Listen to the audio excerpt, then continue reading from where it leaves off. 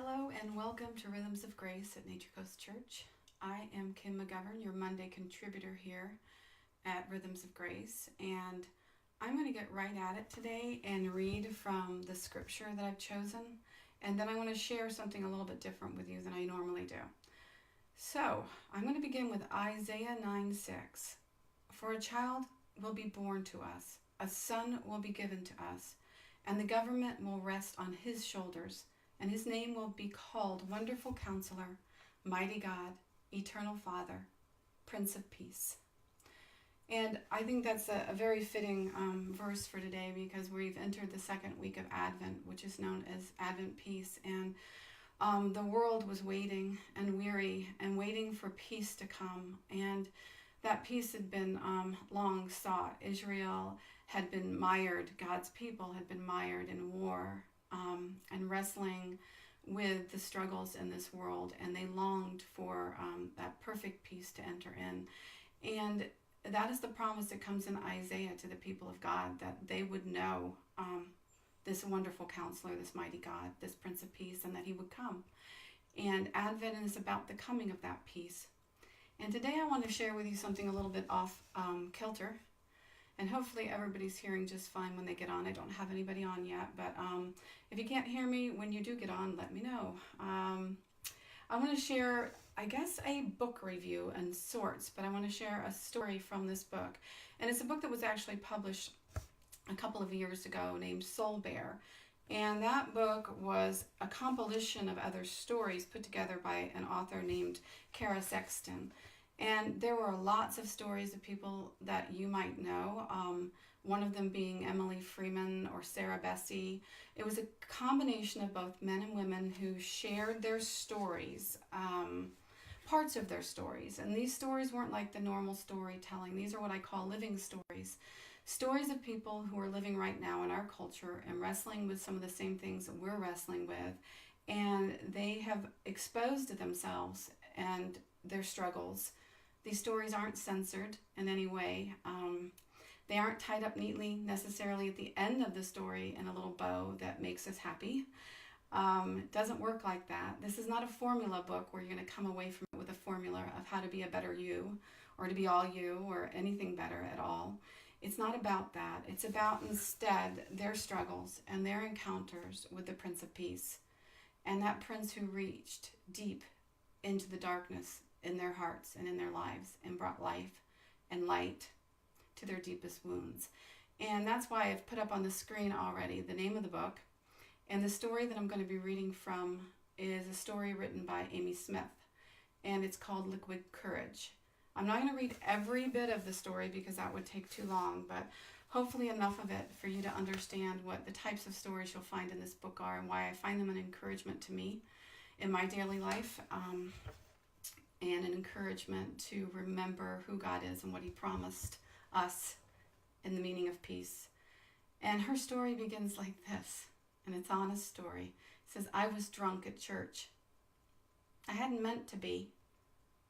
I was lonely, struggling to make friends, searching for God in the faces of the women in the Bible study. It had been a while since I'd tried to connect to anyone inside a church.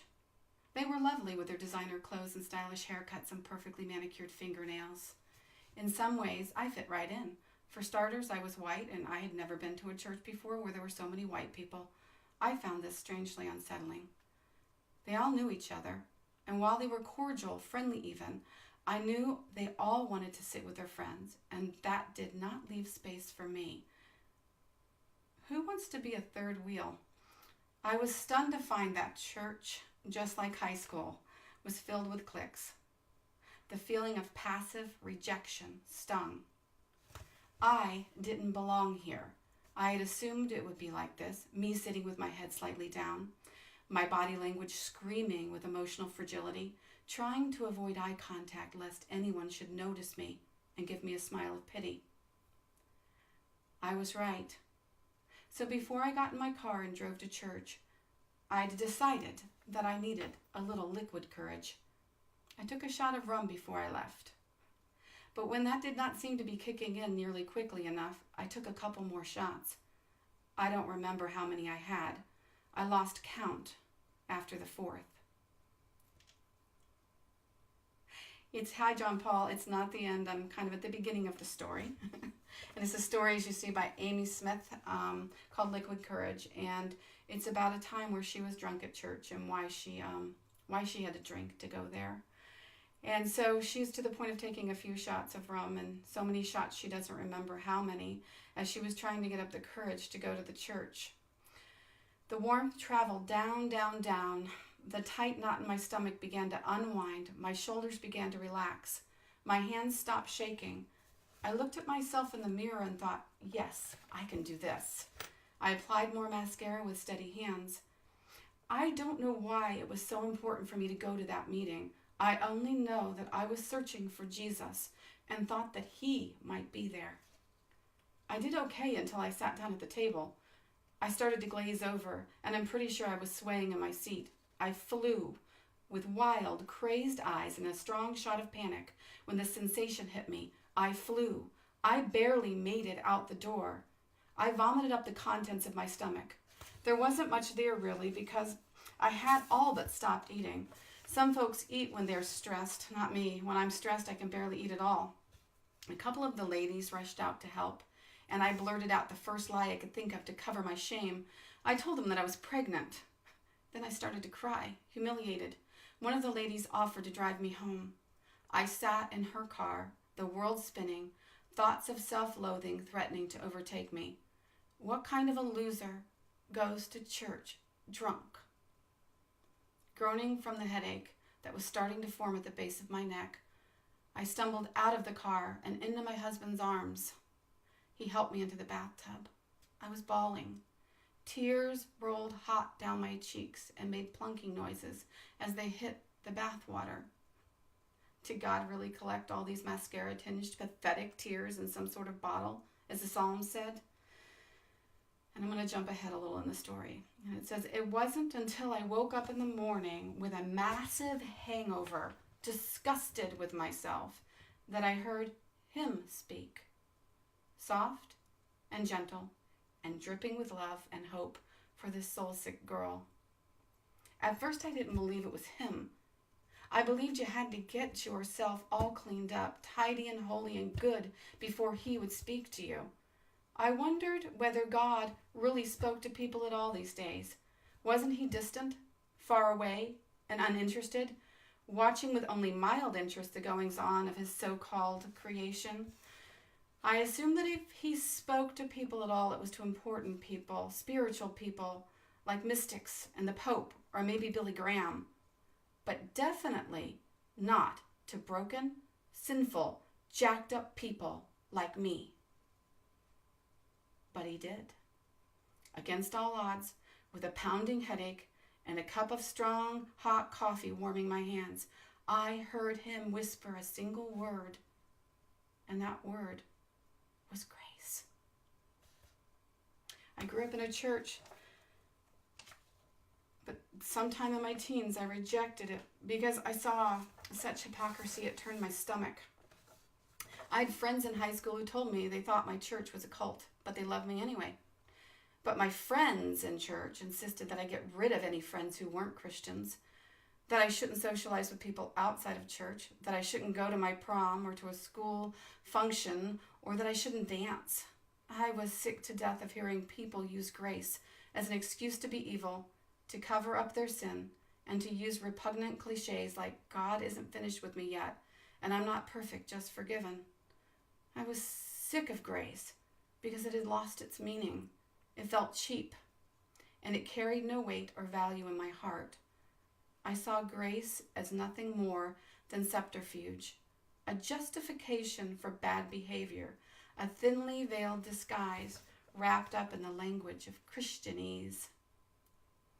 And yet, that was the word I heard that morning as I debated whether I'd be able to hold down food. Grace. It's strange how years of studying Buddhism and trying to be Zen, to be at peace, had jaded me.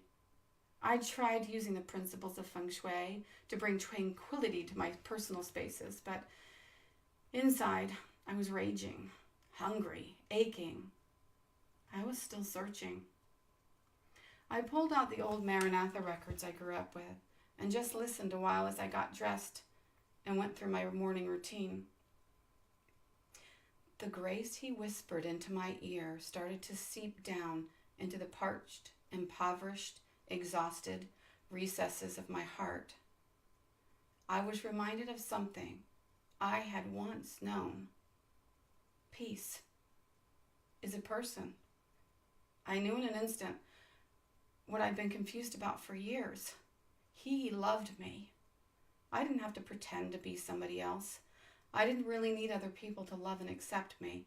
I didn't have to put on a mask every time I walked out my door. I didn't have to say yes to every request or work myself weary to impress. I didn't need Captain Morgan to be brave, calm, or fun. When I first took a headlong plunge into the deep waters of grace, a metamorphosis began. It was then, like a newly delivered child gasping for its first lung-searing breath, I began to come alive. There are just 3 things that I wanted to comment on with this story and why I shared it. And like I told you, there are other stories of different types in the book Soul Bear. Something that struck me, one thing, this is outside of my 3, I was so struck by this story because her longing was so great, and the thought that she was going to meet Jesus where she was going, that she had to find a way to get there, and she had to suck down how many of her shots she sucked down of rum just to get out the door and to try to find Jesus. But the first point that I wanted to make about this story is it wasn't there that she found him, but it was actually in the pit of her hangover, the morning after, that Jesus entered her darkness and whispered the words grace to her. And I find that just so amazing that, when you think you're out there running to God and running after God, that he's way ahead of you, running to you. And I can see that in the story that Amy Smith shares. He came in, is my second point, into her darkness, into her woundedness, and offered peace and reconciliation. And that is something that I can recognize in my own story, and I hope you can too, that he comes and he leans in and he presses in to you. The third thing is what I wanted to close with. How many of us are so desperate to find peace that we might even go to the extent of sucking down some liquid courage or some other type of courage that we find in this world to try to give us strength to go out and find or make or get or obtain peace. Instead, what we do when we do that is we find ourselves waking up with a hangover of whatever sort you want to call it. But in reality, that Prince of Peace is pressing in to change us, to meet us, and to fill us in our deepest need. The Prince of Peace comes into the darkness of my story and into your story and offers light and life and rest. I love this last quote, and this is what I want to end with.